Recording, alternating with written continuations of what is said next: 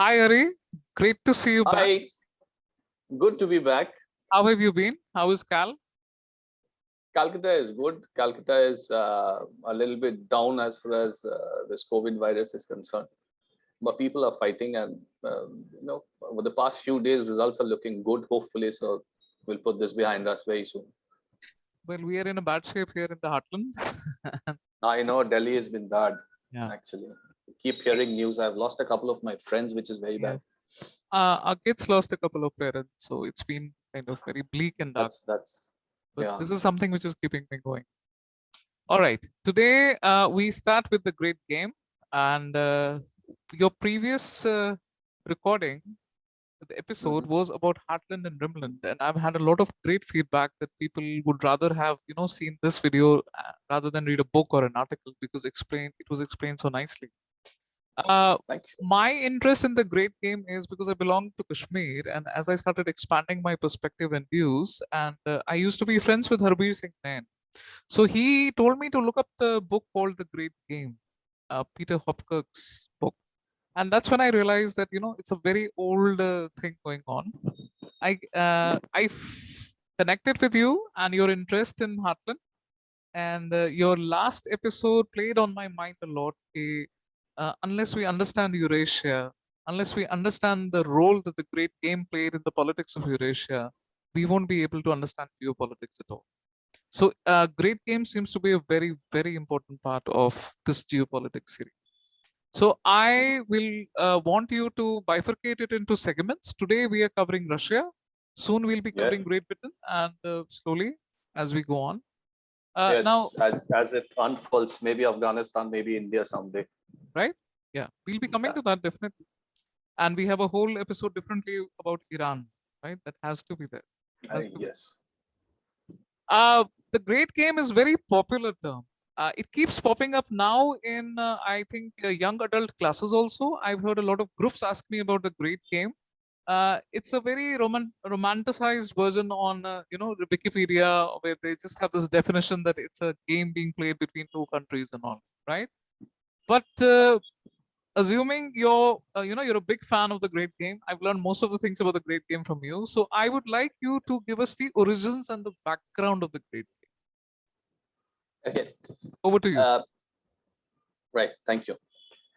After the Mongols started getting weaker, then Central Asia became a ground for a lot of free-moving people, free-moving conquerors and free-moving generals and their army men and catpaws and proxies and thieves and smart people and dumb people, okay, doctors and spies and all. And all these guys were like, either a part of the Russian Empire or a part of the British Empire. And in between these people, and sometimes the local Khanates also included, played out an epic rivalry between Russia and England for about 100 years in what is known today as the Great Game. The Western media calls it Great Game. The Russian media calls it Tournament of Shadows. And it is the result of which, at the end of it, we saw Russia reaching fearfully close to Afghanistan. Just give me 1 minute. Let me just shut down the noise, because the same noises that was there last week is also coming this week. Okay, so at the end of it, we saw Russia reaching fearfully close to Afghanistan, and which was a real threat for British India for a number of reasons. And it also saw Russian primacy over the Eurasian landmass. So this is this 100-year-old rivalry between Great Britain and Russia is what we call Great Game. Okay, that's the background of it. And as you said, I think correctly, it should be known as the tournament of shadows, because it is Russian call it the Tournament of Shadows. Yeah, I remember Narendra Sarela's book, In the Shadow of the Great Game, another great book which we'll definitely review. How did this great game term come into existence actually? Well, it was it was a chap called Arthur Connolly. He was part of the British Empire, and he had he met a rather gruesome fate, which we will talk about when we talk about the British players of the Great Game. Connolly first coined the term Great Game, which was later on immortalized by Kipling in his book Kim. So that's where Great Game came in. Okay. Who would you put the blame on? You mentioned the Mongols. Of course, they were expanding, but then the Russian thirst for expansion is well known. Or is there any other story to it? We hear a lot about the Russian psyche, the dark psyche of Russian people, their crazy levels of physical and mental pain tolerance and grief tolerance and so on and so forth. But there's one more thing which adds on to the Russian psyche, which is an average Russian's suspicion towards the tribes and people of Central Asia. Okay, the lands of Central Asia, the tribes of Central Asia. And this portion of Russian psyche is rooted in the 2.5 centuries that the Mongols kept their country as a wasteland. So at the time when the Mongol power was like sort of dissipating, Russia, with its 2.5 centuries old hangover of Central Asian nomads, sort of wanted to make sure that this doesn't happen ever again. And so they took on to eastward and thus Eurasian Asian expansionism. So yes, it is a part of it. Of course, a part of it was also to keep up with the colonialism that was playing out, because rest of Europe was busy colonizing the rest of the world. But a large part of it also depends on the fact that this 2.5 centuries of their experience with the Mongol sort of played as a kind of a background to their Asian expansionism. I did not know this. So you're saying basically there's a Russian gene for expansionism? I believe so. I believe so. When did Russia begin to resist? The first resistance came in the year 1380.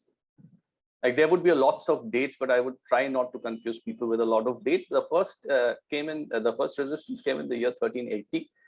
The main chap was a crown prince, Prince Dmitry Ivanovich of Moscow. He faced a Mongol general by the name of Mamai. The battle is known as the Battle of Kulikovo. That was a river. They met there, and for the first time, Russian forces defeated the Mongols. That was 1380. Sorry, that was 1380.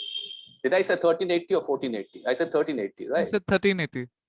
Yeah. So 1380 is when Battle of Kulikovo took place, and Mamai was defeated, and the first time a Mongol general gets defeated in a battle, and this leads to the rise of Moscow province, and this leads to the formation of modern Russian state. That was 1380. Exactly 100 years after that. Exactly 1480. There was this very famous standoff by the name by Ugra River. At this time, it was Ivan the Great.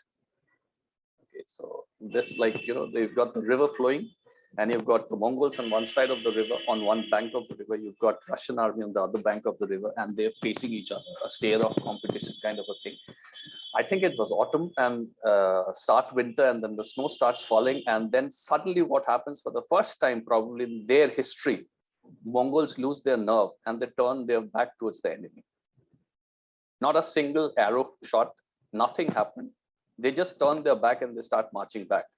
And Ivan the Great seizes this opportunity. He doesn't engage with the Mongol. He also turns back his army and he marches back. But what happens at the end of it is the word spreads that, Mongols are losing their spunk. So that was another massive blow which the Mongol took. And this 1480 is the time when, the Mongols, even probably they realized that we are not what we used to be. And that was the time when it started, when Russian Empire started expanding. Then what happened is from one Ivan to the next, from Ivan the Great to Ivan the Terrible. Now, Ivan the Terrible is not actually Ivan the Terrible. Ivan the Terrible is Ivan the Formidable. If you translate the Russian into English, it's the Western media that makes him Ivan the Terrible. So Ivan the Terrible between 1552 and 1556, Ivan the Terrible stormed Kazan, which was one of the Mongol Khanate. He stormed Astrakhan, which was another Mongol Khanate, and he freed both these two Khanates. He added it to the Russian Empire. He chased the Mongols out of there. And now the Mongols were finally left in Crimea. And Crimea, Ivan the Terrible, Ivan the Formidable, call him whatever you want, he left Crimea because Crimea was under Ottoman protection then. And Ottomans were still very strong. So by the 1550, Mongols were mostly a spent force, and their primacy was no longer there as far as Russian lands were concerned. So that is what happened. Then came somebody by the name of Peter the Great. Let me interrupt you here. You were saying that the great battle between the Russians and Mongols, it was just more like staring down contest, and the Mongols blinked first. Kulikovo was where they were defeated. Ugra was where they were stared down and they left. They turned around and they left. And that's how it started. And I understand the term for Ivan the Terrible. Of course, the Western kind of the Orientalism starting. Ivan the Formidable looks much better. Yeah. Yeah, you wanted to mention Peter the Great. So is this Peter the Great is generally associated with the industrialization of Russia. That's why he's known as Peter the Great, right? Yes. So there's a Yes. link between that. Russia's focus on Central Asia when they start industrialism means expansion. So Peter the Great was thinking of expanding. Peter the Great's story is a little bit of a side story, but none the same. He was traveling to London when he traveled to London by sea, and he approached London and he saw their shipbuilding yard. He was very impressed. Then he saw their cannon making process. By the time industrial revolution had happened in England. So he was very impressed with the cannon building process. Then he travels to Holland. He watches their shipbuilding once again. And he's so impressed that he comes back and he says that I'm going to industrialize Russia. So he industrializes Russia, and he introduces Western Enlightenment-based systems in the country. And then his army, this industrial army, takes on the most formidable power, which was Sweden. And Sweden is all about cool people and IKEA furniture these days, but those days Sweden was a pretty strong power, as both naval power and land power. They were formidable. And there was this great Northern War which happens where Peter the Great defeats Sweden. So that was another announcement of Russia that, we have come into the scene. We are now big guys. We've arrived.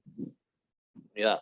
So during this this Swedish the Great Northern War, the treasury needed a refill, Russian treasury. Okay. So Peter calls in a guy by the name of Bekovich Cherkassky. He was a Circassian Muslim. He converted into Orthodox Christianity. So he calls in Bekovich Cherkassky, and he says that, the Khan of Khiva wrote me a letter a few months back that he needed some protection because of some, outside rebels trying to storm into his territory and making trouble for him and all. So you take an army, you march to Khiva, and you first offer protection. If he refuses protection, or if he puts any kind of opposition to your march, then you just finish off. And if he offers protection, then he should offer protection for money, because our treasury needs a refill. So Bekovich marches into Khiva, the first army of Russia that marches into Khiva, and he disappears completely. Nobody knows what happened to him. And this sort of a situation stays on for a couple of years. After that, these people get to know, through spies or through wherever, they get to know that Bekovich was marching in. Bekovich had to fight a couple of battles before he reached Khiva. And one of the battle was against the Khan of Khiva. The Khan lost. He sued for peace. Bekovich agreed. The Khan called him into the Khanate. And this was all very nicely done. And then the Khan said that, you've got a big army. And, our army this centralized would be a logistical nightmare for us to provide food and all. So why don't you break them into 4 or 5 parts, and I would show you 4 or 5 towns where you can keep those armies. So he did that, and his army was massacred, and Bekovich was killed. And whoever survived was kept as slave. So this did not reach Russia for a long time. This did not reach Peter for a long time. But when it reached Peter, he was too busy. But what happened is that this incident sort of stayed back in the collective memories of Russia. Now, anyway, Russia was very busy taming Sweden and all, and announcing itself in Europe. So though nobody did anything about Khiva, but they stayed on with Russia. So that is, Alexander and the link, that is Peter the Great and the link between Peter and Central Asia, a slight link. This goes on to the caucus also. I remember we had these two-part articles that you wrote for Heartland, and you explained the Yes. caucus in your own summary. It's again a very good summary. I would suggest readers to go and read it.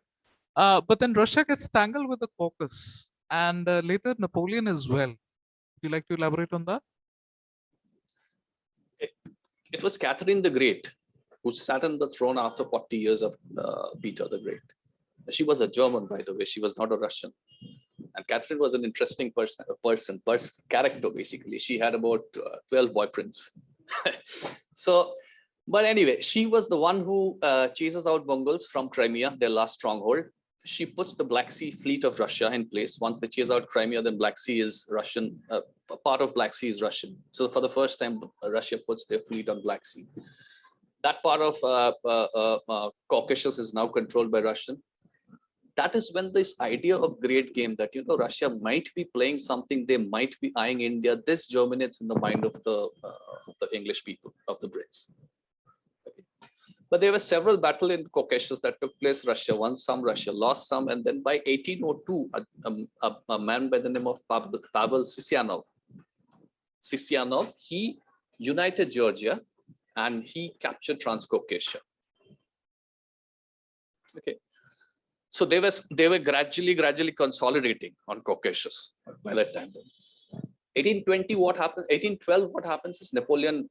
Beach where there was some plan between Napoleon and the Tsar that we are going to invade India, which we will talk about when we talk about Wellesley, when we talk about the British players of the Great Game. So it doesn't work out, and Napoleon plans to invade Russia. We all know what happened. So, in fact, if you follow Hopkirk, if you read Hopkirk's book, there is this very nice anecdote there that in the Baltic town of Vilnius, there's this small monument which celebrates, which I won't say celebrate, which sort of remembers Napoleon's journey. And in there is a placard. One side of the placard has an arrow pointing towards Moscow, and it reads that Napoleon passed during the summer of 1812 with 9 lakh soldiers. And the backside of that placard points towards France, and it reads that Napoleon passed this place towards the end of 1812 with 9,000 soldiers. So he entered with 4 lakh people, and he was left with 9,000 when he left. So 1812, Napoleon gets Russia gets over Napoleon. 1814, Russia wrestles Finland at the end of the war. And then finally, once the Caucasus is done, once Napoleon is done, now they all the more focused, we may turn their nazar towards Central Asia.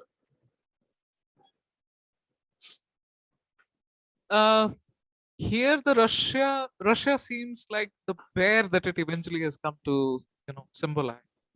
Yeah. Wanting,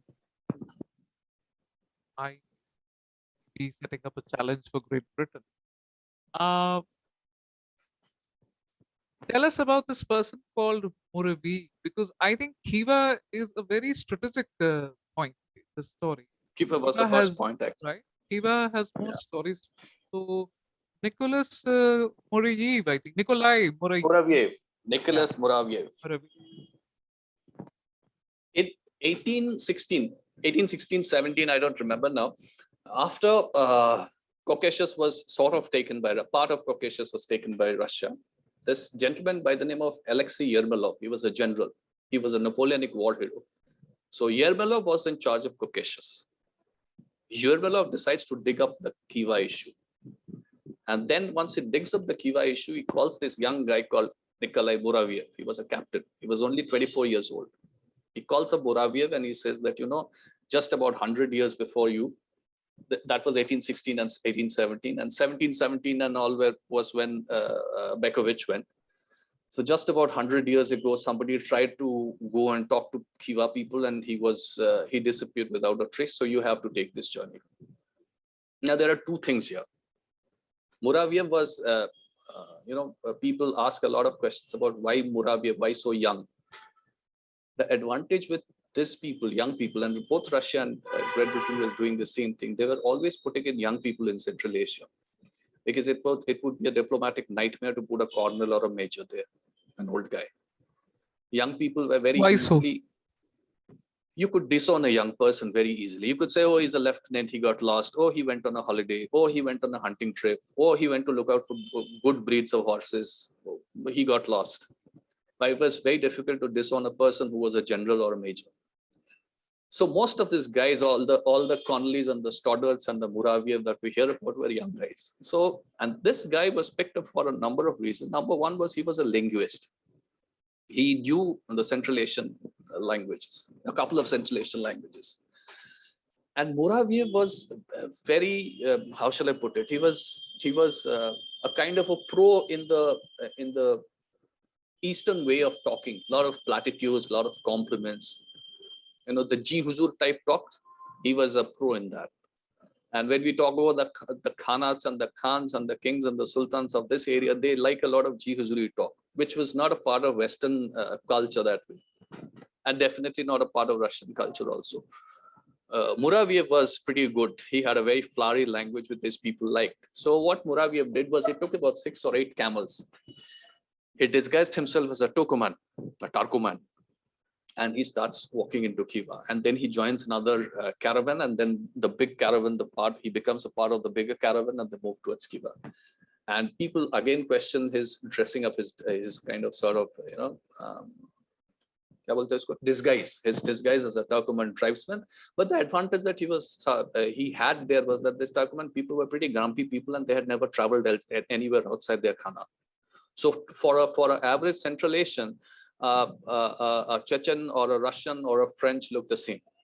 So it was easy for him to disguise himself. So he takes this disguise and he gets into Khiva.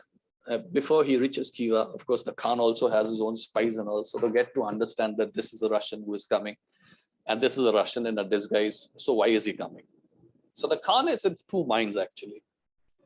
Once Muraviev reaches Khiva, the Khan puts him into house arrest. On days, he takes him out, he lets him visit the city. On days, he again puts him back into the house arrest thing.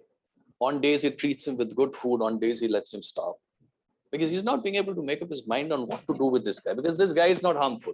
He is not come here to wage a war. So, aise karte karte, I think about 6 months or about 9 months pass. And then the Khan decides that, okay, this guy is harmless, let him go. So, Muraviev is let out of Khiva alive. And once Muraviev lands back in in Russia, this is the first super comprehensive account of the entire region of Khiva. Climate, topography, people, army, food, you name it. Anything that you can think of. Muraviev had captured all the intelligence. What happens to Yermolov later on, the guy who asked Muraviev to go, he would later fall out of favor. But Muraviev would go on and he would reach high places, and he would reach to those places where you could actually have direct influence on the Tsar. Not directly, but through people, through the bureaucrats. Out of whatever intel Muraviev collected, one thing which again, like sort of lodged itself permanently into the psyche of Russian people was that the Khan of Khiva, not the Khan himself, the Khan was there for sure, but Khiva as a Khanat, they had lots of Russian slaves. So they, I mean, you keep hearing about Russian slaves in Central Asia is a different thing, but you go and you meet those Russian slaves, which Muraviev did. You go and you talk to those Russian slaves, which Muraviev was allowed to. He did talk to a few Russian slaves. That sort of like kind of, we have slaves there in Central Asia, kind of again lodged very deep into the Russian memory. So eventually when the time would come, this would be dug up. So that is about Muraviev. And Yermolov. A question here. Russia's expansion, do they also have this nationalism coming into the collective psyche? And what about the areas that they are consolidating? Are they willingly adapting to that Russian nationalism, or are they still keeping their ethnic identity separate? Give us an overview of that a little bit, because Russians, again, lots of ethnicities, they are expanding. It's a good thing to be with the Russian Empire, but at the same time, as far as I know, the Tatars, the Cossacks, and everybody, they still have their ethnic identities. So, was there a clash, or did it happen peacefully? No, there wasn't any clash worth speaking that I can think of, excepting the Caucasus part. most of the empires, most of the territories that Russia was integrating with within their sorry, It's okay. it started raining, so all the flies have started coming. Okay, so most of these territories that Russia was sort of administering were sort of loose administration, sort of loose federations where there was no clash as far as ethnicity, as far as religion was concerned, and excepting Caucasus.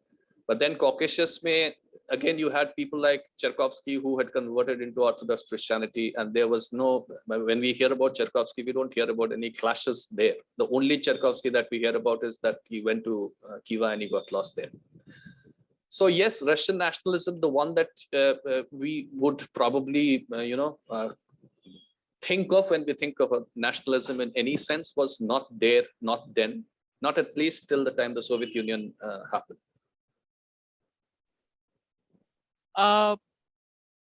The 1860s to the 70s are crucial for the Russians, I believe. What exactly happened? Or before that, you can go on to the great game between 1842, like where it exactly started, right? There's a lot of peace building. Yeah, go on. Yeah, you are right. In fact, 1840 to 1850 was the halftime of the great game. Right. Okay. 1840 to 1850 was the halftime. The Tsar went to Russia. The Tsar liked Queen Victoria. Victoria liked the Tsar back. So there were a lot of peace building initiatives, a lot of peace building measures that got taken. And it was a kind of a decade where nothing much happened. And then it all fell apart in 1853 because of the Crimean War. So when Crimean War happened, again, this was a war that Russia lost. But then by that time, Russia was so strong and Russian war machine was so big that win or lose, it really doesn't matter, because 1853, they lose Crimean War. 1858, Ignatieff is sent to Khiva, and well, I'll talk about Ignatieff a little while later, maybe. Then he's sent to Vladivostok. So 1853, you lose the Crimean War. 1858, you go to Vladivostok and you wrestle Vladivostok out from China's hand and make it part of your territory. Yeah. So whether they were winning or whether they were losing, it really didn't matter. It didn't really stop the machine. And another interesting bit of information is 1857 is the first uprising in India. Yeah, that is it. The Indian army were firing so well. The artillery was firing so well, so disciplined, that the British started talking about, there must be a Russian agent that have trained them. The Russophobia was so high. As soon as that halftime between Great Britain and Russia collapsed, barely, 7 years after that, 1857, they again started hallucinating about Russian presence in Indian army. So anyway, so Russia recovered fast, and yes, 60 to 70, 60 to 80 actually has been a very crucial period for Russia as far as expansion is in Central Asia is concerned. I believe the US Civil War also figures in this period, and there's a person called Kaufman. Kaufman, yes. Civil War, yes. 1861, what happens is Civil War happens, and then there is this sudden scarcity of cotton. The British are like, oh, we are cool guys. We have got India where we are producing cotton. We've got Egypt where we are producing cotton. But Russia doesn't have cotton, and so they suddenly have their eyes fixed on Fergana Valley, and they said, okay, we will grow cotton there, and Fergana is good for cotton. So let's take Fergana. So what happens is 1865. There's this guy called Cherniev. He was the man. He sends a message, a telegram to Alexander II, saying that boss, we need to capture Fergana. So Alexander II writes a telegram back to him, and Cherniev doesn't open the telegram because he knows Alexander must be asking him not to do anything about that. So knowingly, probably he doesn't open the telegram. He keeps it on his table. He takes his army out. He goes to Tashkent. He captures Tashkent. He receives the title of the Lion of Tashkent. The British take it up with Russia, saying, man, what's happening? What are you guys doing? How can you suddenly take Tashkent? The Russia says, listen, don't come to lecture us on the morality of all of this. We are doing exactly what you've done, how you've done. Get the hell out of this place. So that is what happens. And then in 1867 comes Kaufman, the man, basically. He comes in 1867. Tell us, why is he the man? Tell us about his exploit. Okay. Konstantin, I think Petrovich Kaufman. He was a Austrian. He was an Austrian. He was not a Russian. but his army, but his family had been in the service of the Tsar and the Russian army for over 100 years. So Kaufman is appointed as the Governor General of Turkestan in 1867. And what he does, 1868 May, the first half of 1868, he captures Samarkand. Okay. 1868, second half, he captures Bukhara. The British again run to the Russian, and there's this Russian foreign minister, Gorbachev. So British says, man, your army is taking everything. Gorbachev says, oh, don't worry, we've got nothing to do with the empire here. These are soldiers fighting for their glory. Let them. Okay.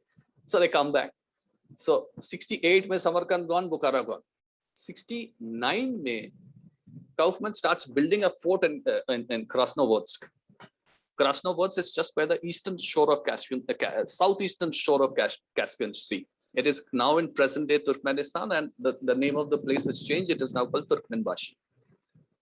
So Krasnovodsk, if you start building a fort, which means you have got entire access. Your fleet is like, now your fleet can travel, sail through Caspian Sea, and now you have a fixed permanent depot there in Krasnovodsk. So he does this, and he's chup for about 2-3 years. 69 May, he starts building the fort. 69, 70, 71, 72, I think he was silent. And then 73, he sends 3 columns to Khiva. 1873. So what started in 1873. So, yeah. So what happened in 1717 with Bekovich-Cherkassky now finally is getting its complete shape under Kaufman. 1 column from Oldenburg up north, 1 column from Krasnovodsk, and 1 column, I think, from Samarkand or Bukhara. 3 columns from 3 angles, all onto Khiva. Khiva gets taken down. 1873, Khiva gets captured. The British people shout, what's happening? Gorbachev says, soldiers fighting for their glory. 1874, this guy captures Kokand. So between 67, when this guy came into Tashkent as the Governor General, you have Samarkand gone, you have Bukhara gone, you have Khiva gone, you have Kokand gone. And then finally, what happens is a little while later after that, Alexander II reigns him. But by that time, then Russia was firmly entrenched in what we call today Uzbekistan. So if you are if you try to draw a line from the northeastern shore of Caspian Sea right down to the Pamirs, that diagonal line that is there is where Uzbekistan is, and that area is completely gone to the Russian now. So that is Kaufman, basically. That is what he did. He's the biggest, he's the single, most important architect as far as Russian expansion in Central Asia is concerned. The Brits seem to be caught every time sleeping. Why is that? Did they not take Russia seriously all these years?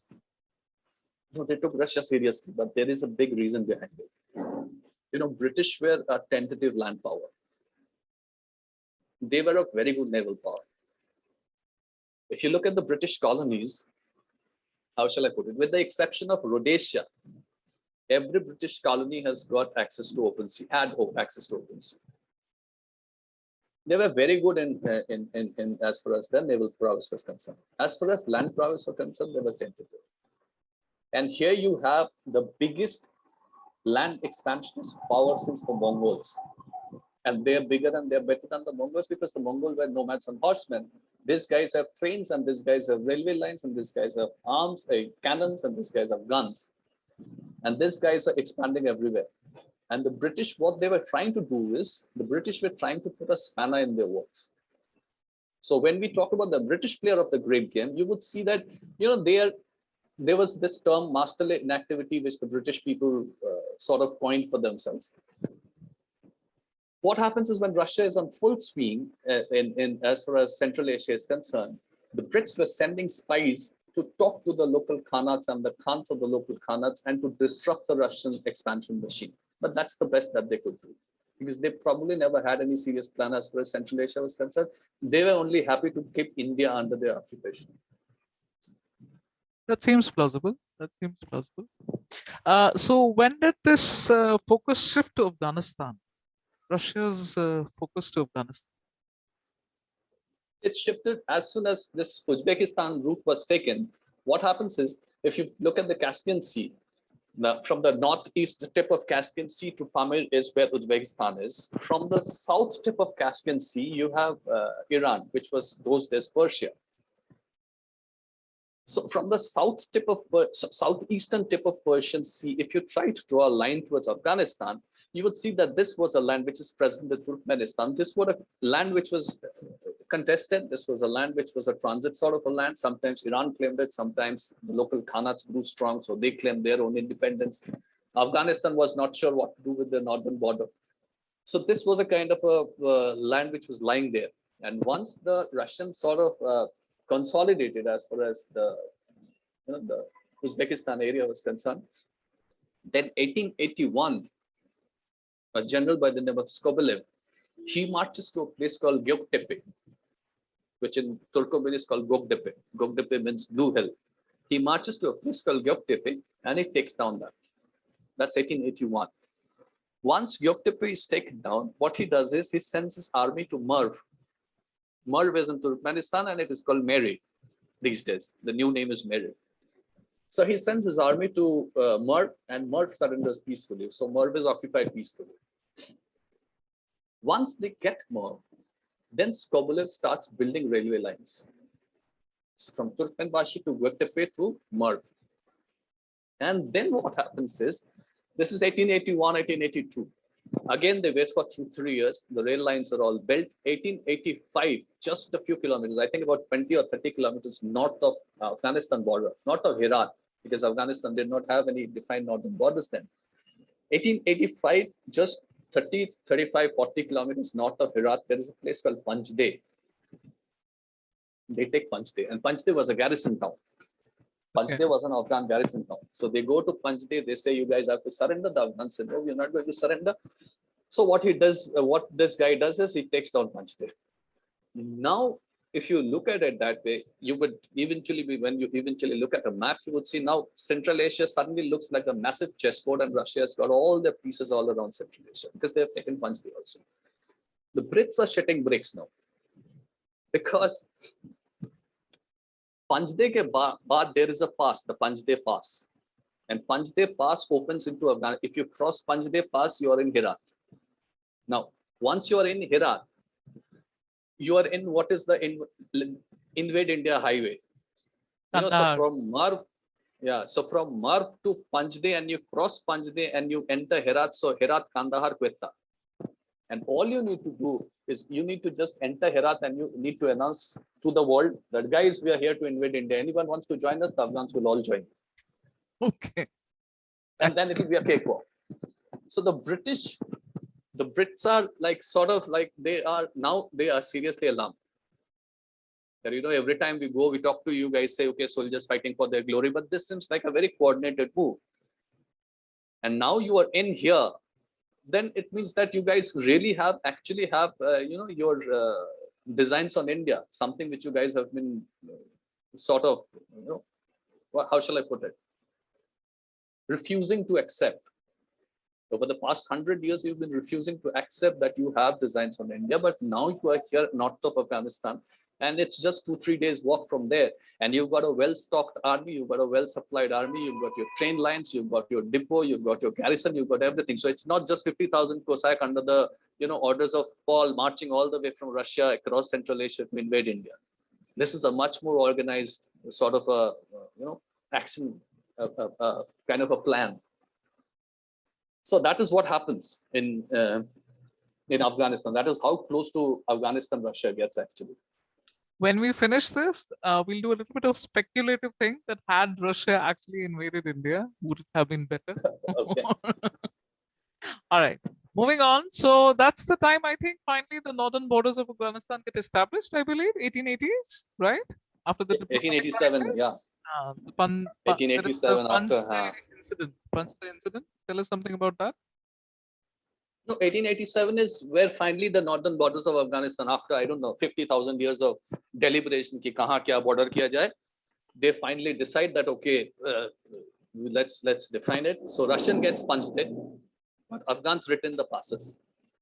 And because, as I said, because the Brit army was a tentative land power, Great Britain was a tentative land power, it was never a very sure land power, which is which is evident the way they suffered in Afghanistan, actually.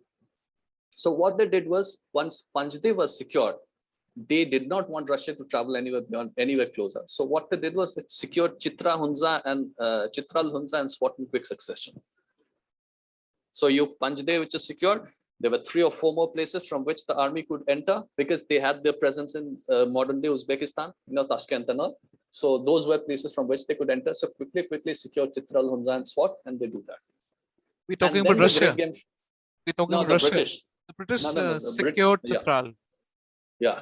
So the Russians are stopped at Panjde? The Russians are stopped at Panjde? They stopped at, yeah. Officially, the borders were drawn. This is Russia. This part is Russian Empire. That part is, British India. So, and the British secure their passes just to make sure that these guys don't enter from there. And that is where probably the great game of Central Asia ends. The focus then shifts to Tibet. And Tibet ka kissa is like, ek full teen mali. So you have one China from one end, you have Russia from one end, you have British India from the other end. All 3 of them trying to influence Tibet. And it ends in young husband massacring those hundreds and thousands of Tibetan, but that's a different story. That's not a part of the Central Asian great game story. What happens after that? Sorry? What happens after that? I think pretty much it's the same since then. Yeah, that's for a few chessboard pieces moving here, right? That sustains, and the next time Russia tries to invade Afghanistan is 1979. Yeah, we all know the story. Yeah, you are. Spilled over to Kashmir. So, yes. How do you finally see the Russian side of the whole story?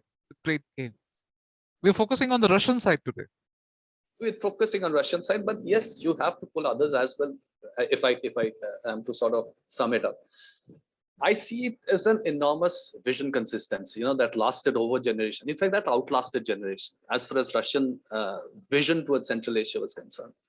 Why it is enormously consistent is because if you follow the Romanov dynasty, there's a lot of back and forth in Romanov dynasty.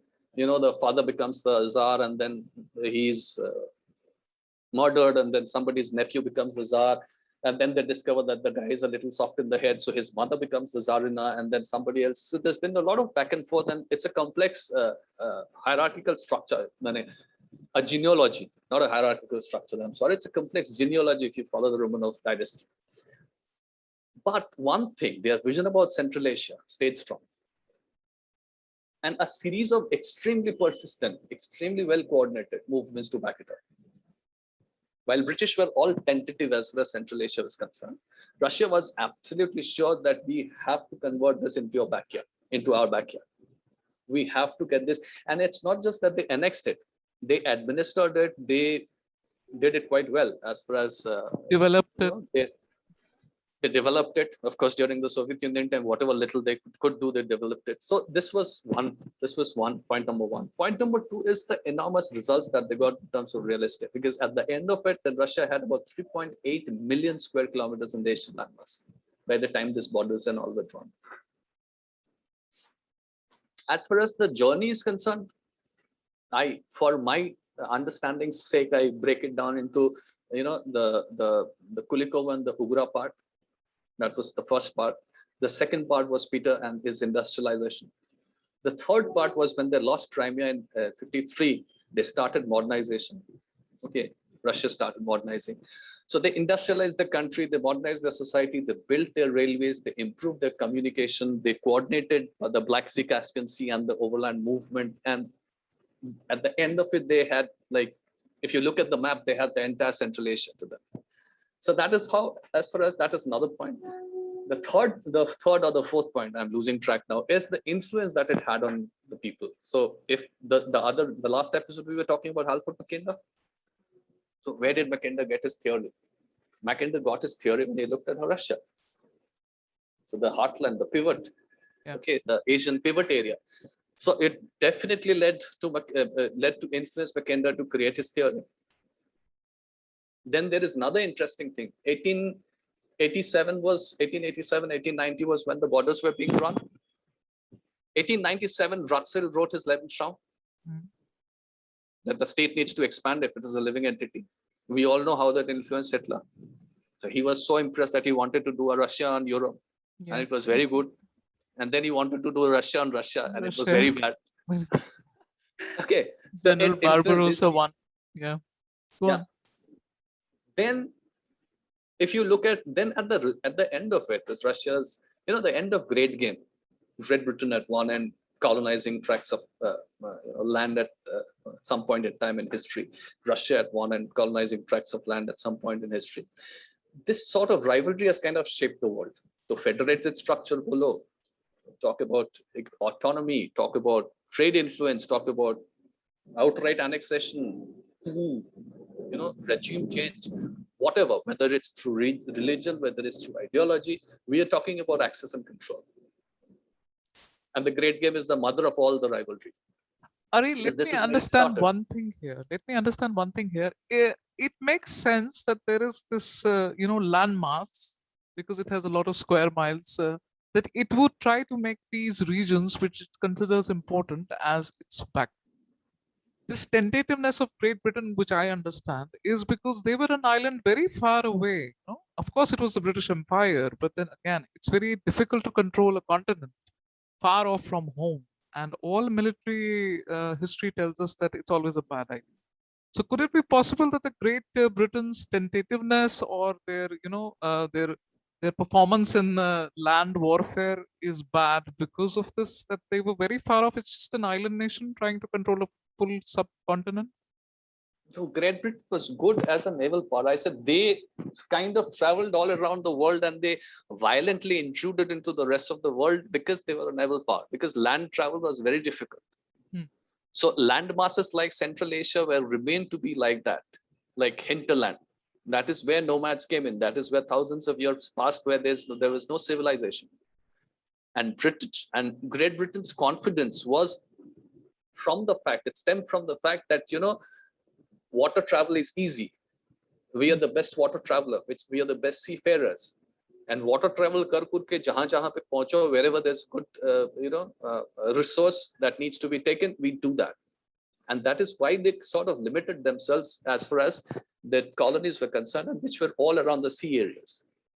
And Russia, now that you ask the question, and now that I think of it, I don't think Russia was in a colonial expansion mode as far as Great Britain, or as far as France, or as far as like they were concerned. Russia was more out to secure its backyard. When we see naval warfare versus land warfare, what you said, naval warfare is travel through water is. But as I see Russia, and remember, Russia had this association from the Mongols, and the Mongols were great horseback riders. In fact, most of their success is because they started shooting arrows from horseback, right? Could it be that the Russians also have this culture of land, this travel through land? They build these networks. Eventually, the horses turn to machines and turn to engines, and now they have a very good connective network of railways. And could it be because of that? Because you say they were not in the mode of expansion, but then eventually, when you have a great system which is working, you will want to consolidate lands around.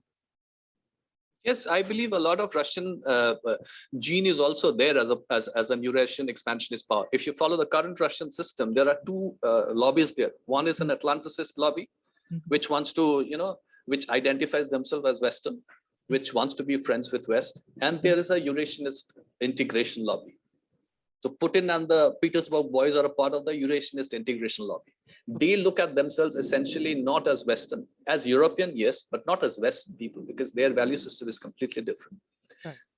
And they look at it in their interest to be a sort of a Eurasian integration power. And this probably, as you rightly pointed out, this probably comes down from the hangover of what Russia was hundreds of years ago.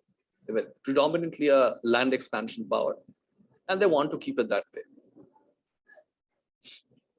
Okay, my speculative question: what if Russia had gone further and had actually invaded it, or wrested India from the British? Would our history have been different? Russia did manage to influence India, right? Despite not invading, despite not administrating. Yes. When we look at not Jawaharlal Nehru so much, when we look at Indira Gandhi, Russia did manage to influence India. So India was a kind of a, sort of an unofficial satellite for Russia. Yes. And because India got so much influenced by Russia, and because you had Nicholas Spikeman by then, who was writing about his Rimland theory, and now if you look at the United States' global plan, then you would see they were out there trying their very best to capture the rimland areas. So they had Middle East captured, they had Pakistan, they had problem with Iran, so they were trying to become friendly with the Gulf states. India was again a lost case, so they went on to influence the ASEAN nations. They were very good friends of Japan. They're still good friends of Japan. So they were trying to consolidate their hold on rimland. And probably if India was not influenced so much by Russia, probably United States wouldn't have focused so much of Pakistan and would have focused on India. Right. Speculative, but yeah, would have been. Thank you, Ari. It's been very informative and educative. We are going to continue the series, and I hope next time we focus on Great Britain. But yes, the great game, right? I think it's still on. Yeah. I think it's just changed. It's on. Forms. It's on. It's very on. It's on. Yes, there are technological disruptions which are there, but geopolitics remains a little important even now, because one recent development, I don't know if you've noticed, the same way where Russia was expanding, when Russia was expanding and Great Britain was trying to disrupt that expansion, is playing out even today. When you see a United States keeping Afghanistan occupied for 20 years, or now when you see United States planning to move out of Afghanistan, but they are already talking to Kyrgyzstan and Uzbekistan and planning to stay there, planning to build their bases afresh there. So yes, you have a Eurasianist expansion power, and you have powers which are from the other side of the, the heartland, whether they're outer island, whether they're rimland nations or whatever they are. They are trying to look into the fact that if we can't control the heartland, we won't allow anybody to control heartland. So we would keep on disrupting the heartland. So it's still playing out. Like the same way a Connolly or a Stoddart or a Moorcroft or a Alexander Burns, they all traveled to Central Asia and tried to disrupt the Russian expansion machine. The same thing is playing out today in a different mode. So yes, the game is still on. We'll be talking about that soon. Yeah, we will. Thank you. Thank you so much for coming. Thank you for inviting me.